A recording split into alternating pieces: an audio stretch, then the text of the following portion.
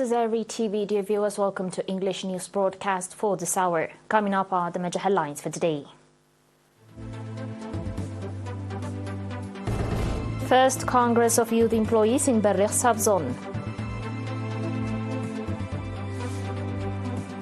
Effort to enhance voluntary blood donation activities. Belarus and Equatorial Guinea sign cooperation agreements. And U.S. fighter jet crashes into waters of South Korea.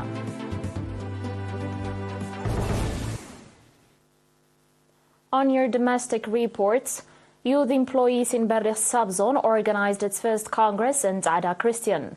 Speaking at the Congress organized on 9 December, the head of the youth organization in the subzone, Mr. Lifsaqal Gebrab, stated that the main objective of the Congress is to enhance the contribution of the youth employees in national development drives by raising their awareness and organizational capacity.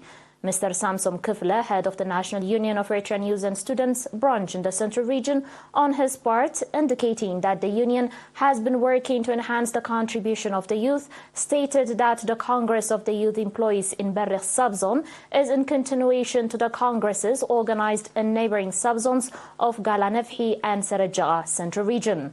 Finally, participants discussed on topics raised and adopted various recommendations and elected a 15-member executive committee for a 2-year term.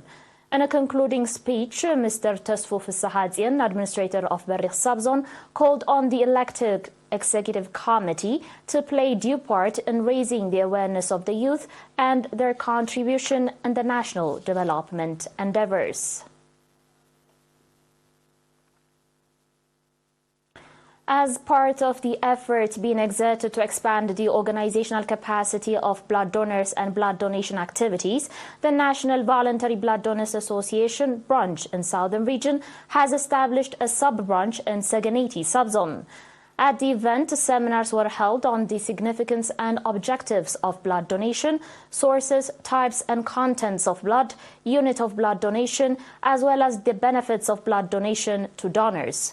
Speaking at the event, the administrator of Sanitation subzone, Mr. Abdul Qadir Haj Ali, underlining the importance of blood bank, called on nationals to play due part in the donation of safe blood.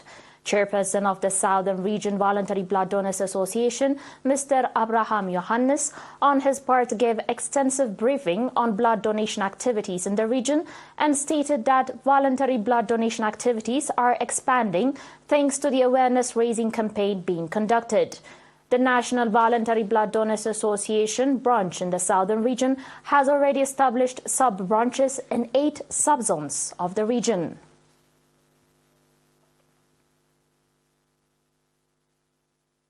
On your last local report, workshop focusing on personal and environmental sanitation has been organized to junior and secondary students in Mendefera City from 28 November to 7 December.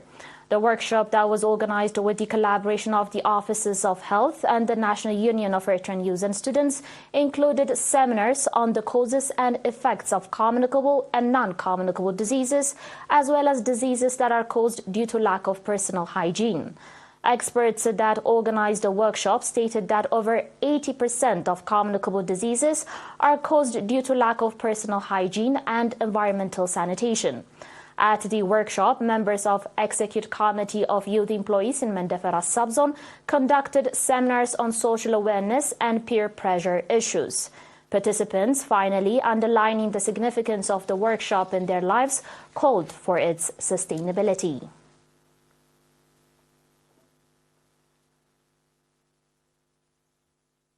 The viewers will be back with your international reports and more after the short break.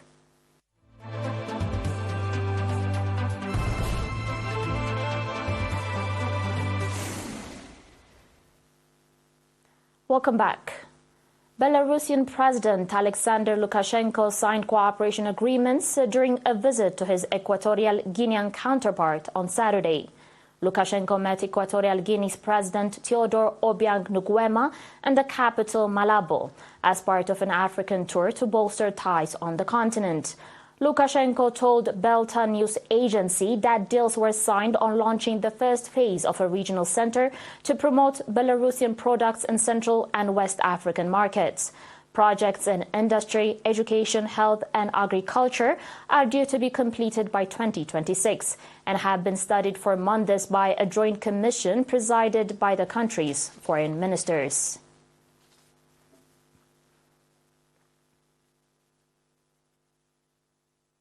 On today's final report, a U.S. military fighter jet has dished into the Yellow Sea of South Korea. The F-16 Fighting Falcon, assigned to the 8th Fighter Wing, was on a routine training flight today when it experienced an in-flight emergency that sent it into the Yellow Sea, the U.S. Air Force said in a statement. According to the statement, the pilot has been rescued after ejecting, and the cause of the malfunction is currently unknown.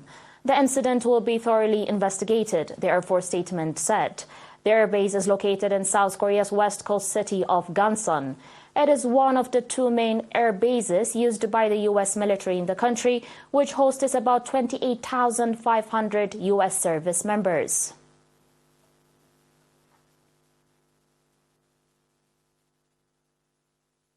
You're still watching us on ERi-TV, dear viewers, and now a very quick recap of the major headlines. First Congress of Youth Employees in Berik subzone. Effort to enhance voluntary blood donation activities. Belarus and Equatorial Guinea sign cooperation agreements. And the U.S. fighter jet crashes into waters of South Korea.